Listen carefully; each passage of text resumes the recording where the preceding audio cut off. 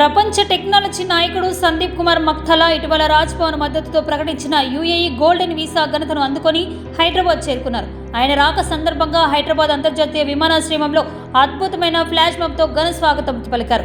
అనంతరం ఆయన భార్య భాగ్యలక్ష్మితో కలిసి ఐటీ పరిశ్రమల శాఖ మంత్రి శ్రీధర్ బాబుని మంత్రివాసంలో మర్యాదపూర్వకంగా కలిశారు.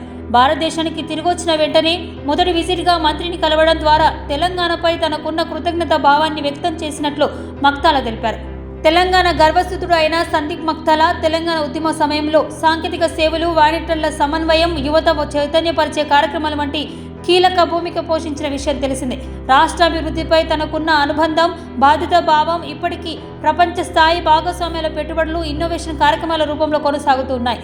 మంత్రి శ్రీధర్ బాబు ఈ సందర్భంగా మాట్లాడుతూ సందీప్ మక్తలా గారి ప్రపంచవ్యాప్తంగా గుర్తింపు తెలంగాణ గర్వకారణం. రాష్ట్రాన్ని అంతర్జాతీయ వేదికపై ప్రతిష్టాత్మకంగా నిలబెట్టడంలో ఆయన పాత్ర అనివార్యమని అభినందించారు. రాష్ట్ర ఆవిష్కరణలు, దిశ, పరిశ్రమల వృద్ధిలో అంతర్జాతీయ భాగస్వామ్యాలు పెంపొందించడంలో మక్తలా గారి సహకారాన్ని ఆయన స్వాగతించారు. తెలంగాణకు గ్లోబల్ బ్రిడ్జెస్ను నిర్మించడం నా బాధ్యత అని సందీప్ మక్తలా పునర్ఘటించారు.